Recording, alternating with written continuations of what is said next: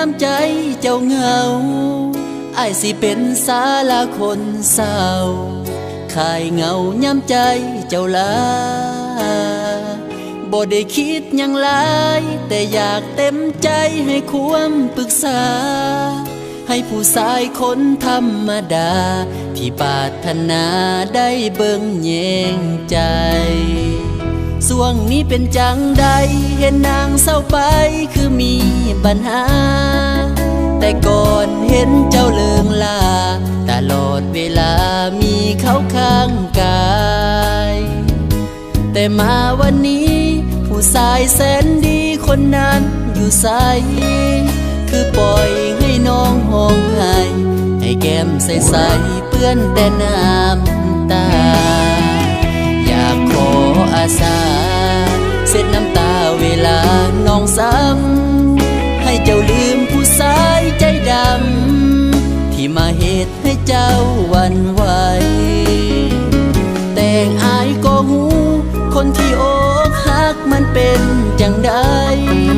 คือคนกำลังสิตายหัวใจสลายฟูมฟายน้ำตาเมื่อใดเจ้าเหงาอยากให้โทรเข้าเบอร์นี้ได้บ่ให้คิดว่ายังมีผู้ชายคนหนึ่งยังคอยห่วงหาเจ้าของเบอร์นี้พร้อมที่ยินดีให้ความปรึกษาสิเป็นผ้าเช็ดน้ำตาสิคอยเป็นยาหัวใจของนาง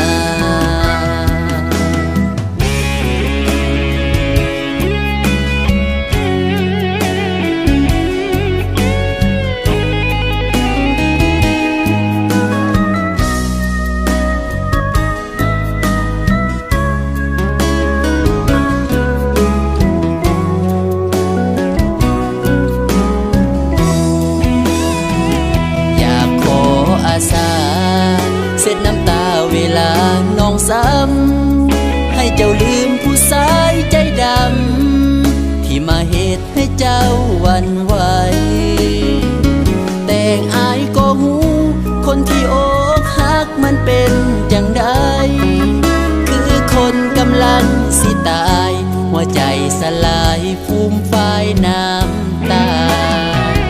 เมื่อใดเจ้าเหงาอยากให้โทรเข้าเบอร์นี้ได้บ่ให้คิดว่ายังมีผู้ชายคนหนึ่งยังคอยห่วงหาเจ้าของเบอร์นี้พร้อมที่ยินดีให้ความปรึกษาสิเป็นผ้าเช็ดน้ำตาสิคอยเป็นยาหัวใจของนาง